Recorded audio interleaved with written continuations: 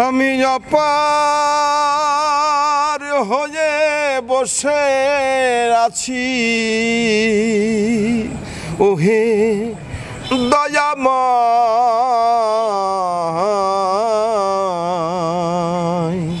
পারে লয়ে যাও আমার। আচ্ছা, আমি এটা শেষ কথা বলি বন্ধু।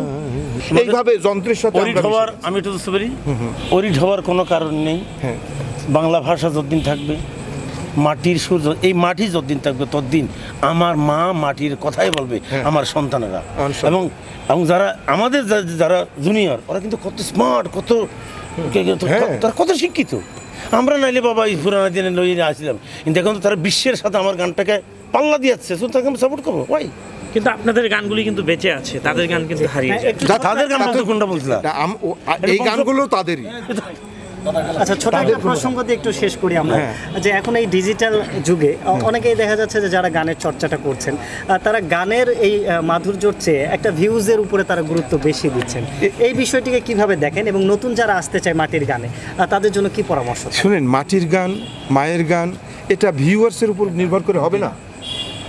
এটা ভালো করে আত্মা দিয়ে, মন দিয়ে, এটা কণ্ঠ দিয়ে হয় না, এটা ভিতর থেকে গান গাইতে হবে, অন্তর দিয়ে। আর মাটির গান যারা শুনে তারা হৃদয় দিয়ে শোনে, কান দিয়ে না। সুতরাং ভিউয়ার্সের গান হলো আলাদা, ওই সম্পর্কে আমরা কিছু বলতে চাই না। আমরা ভিউয়ার্সের কোনো শিল্পীও না।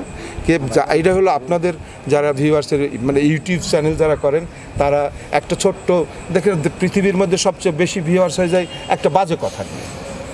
ওটা কোনো মিউজিক না, একটা নাম দিয়ে চললো, একটা অমুক নাম, ইটিসি একটা নাম, বাস সে কি গান গেয়েছে, পুরো বেসুরো গান গাইছে, ওই জন্য সে ভিউয়ার্স। অসুবিধা নেই। শোনো, নির্লজ্জ আগে ছিল হচ্ছে ক্যাসেটের যুগ, যার ক্যাসেট যত বেশি চলতো সেই শিল্পীর দাম বেশি থাকতো।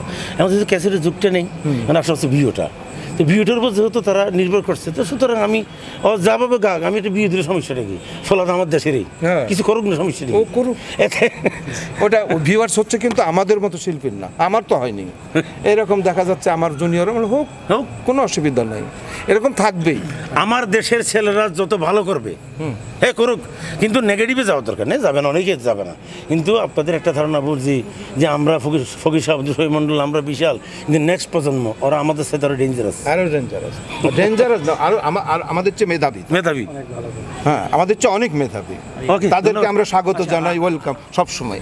ভালো থাকবেন সবাই। একটু চলে যাওয়ার, আপনার মাটির গান চলে যাওয়ার আগে দর্শকরা, আপনি তো সবসময় মিউজিক দিয়ে শুনে, আমরা খালি গলায় গানটা একটু যদি একটা করি, আপনার মুখে মদিনা গানটার একটা সুর, দাদা আপনার কণ্ঠ মানে সবারই হৃদয় জুড়ে। আমি বলি, দোস্ত তুমি গানটা গেয়ে দাও।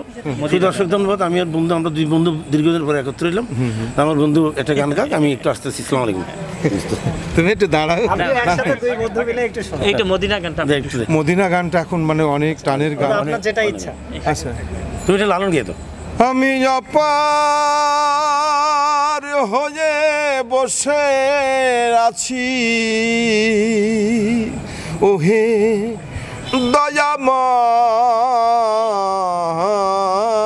দয়াময় পারে লয়ে যাও আমার।